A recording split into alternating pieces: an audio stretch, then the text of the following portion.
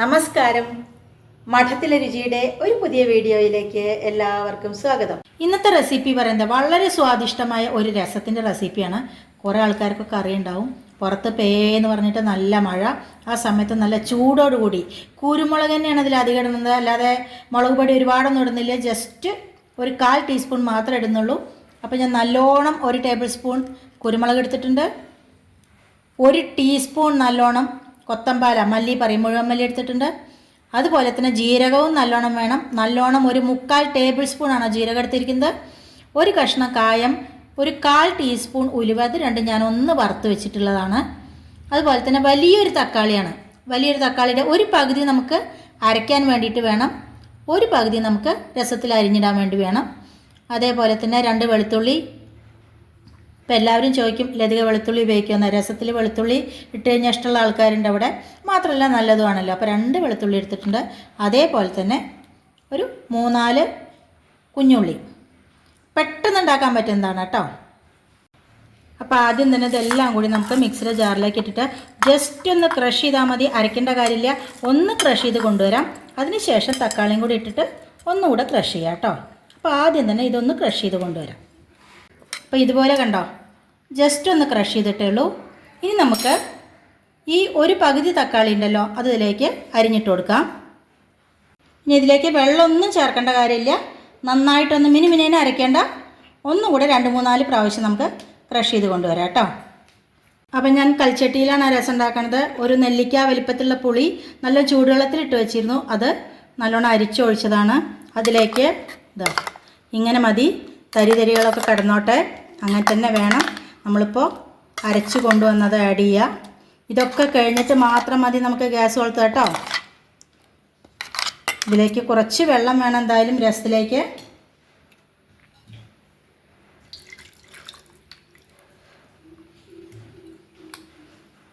അതുകൂടി ഒഴിച്ചു കൊടുത്തതിന് ശേഷം ഞാൻ ഈ വെളുത്തുള്ളിയും കുഞ്ഞുള്ളിയില്ലേ, അത് ഇനി ഒന്ന് ജസ്റ്റ് ക്രഷ് ചെയ്യാൻ പോവുക, അല്ലെങ്കിൽ വല്ലാതെ അരയും അത്. അപ്പോൾ ഇനി ഞാൻ ആ 2 വെളുത്തുള്ളിയും കുറച്ച് ചുമന്നുള്ളിയില്ലേ 3-4 അതൊന്ന് ക്രഷ് ചെയ്ത് കൊണ്ടുവരാം. മറ്റേൻ്റെ ഒപ്പായ വല്ലാതെ അങ്ങനെ വെളുത്തുള്ളി അരയും, അത് വേണ്ട വെച്ചിട്ടാണ്. ഇതും കൂടെ ഒന്ന് ക്രഷ് ചെയ്ത് കൊണ്ടുവന്നിട്ട് നമുക്കതിലേക്ക് ചേർക്കാം. ഇപ്പോൾ ഉള്ളി വെളുത്തുള്ളി ചതച്ചതും കൂടി അതിലേക്ക് ഇട്ട് കൊടുത്തിട്ടുണ്ട്.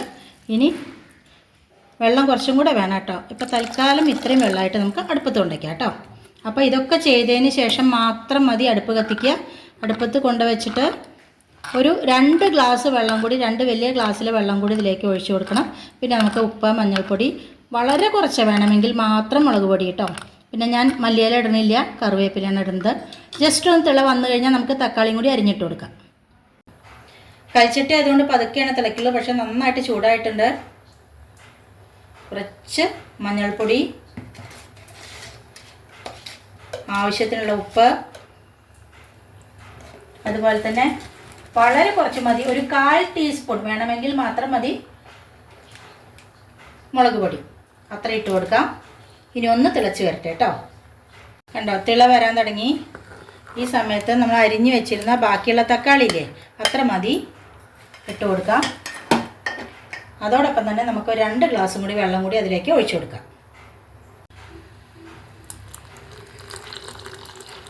രസം ശ്രോച്ചിട്ട് വേണേ, മതി, അത്രയും മതി കേട്ടോ. ഇനി തക്കാളി ഒന്ന് വെന്ത് വരട്ടെ. ഇപ്പോൾ ഇത് നന്നായിട്ട് തിള വന്നടങ്ങി. ഈ സമയത്ത് നമുക്ക് നല്ലോണം കറിവേപ്പില ഇട്ട് കൊടുക്കാം.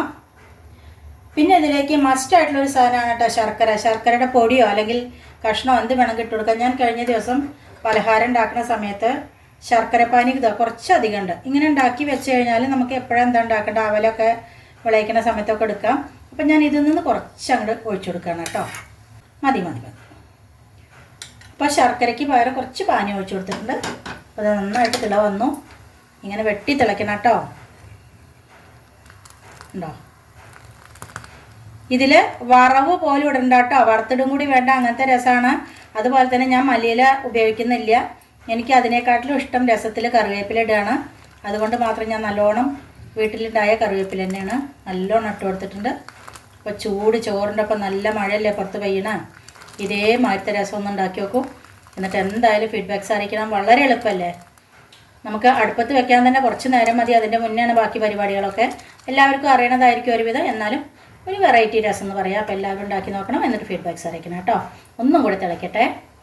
വെട്ടി തിളയ്ക്കാൻ പറയില്ലേ, ഇതേപോലെ തിളയ്ക്കണം. ഇനി ഞാൻ ഗ്യാസ് ഓഫ് ചെയ്ത് കൊടുക്കുക, കാരണം കഴിച്ചിട്ടല്ലേ ഇരുന്ന് തിളച്ചോളും. ഒരു ഫോട്ടോ എടുത്തതിൻ്റെ ചോറ് വിളമ്പിയിട്ടുണ്ട്. രസം പിന്നെ ഒഴിച്ചു കൊടുക്കണമെന്ന് പറയേണ്ട കാര്യമില്ലല്ലോ, അല്ലെങ്കിൽ തന്നെ ലതിക കൂട്ടാൻ ചോറിനെക്കാട്ടിലും എടുക്കുന്ന ആളാന്ന് പറയാറുണ്ട്. രസത്തിന് പിന്നെ ഒന്നും നോക്കാനില്ല, നല്ലോണം ഒഴിച്ചു കൊടുക്കണം.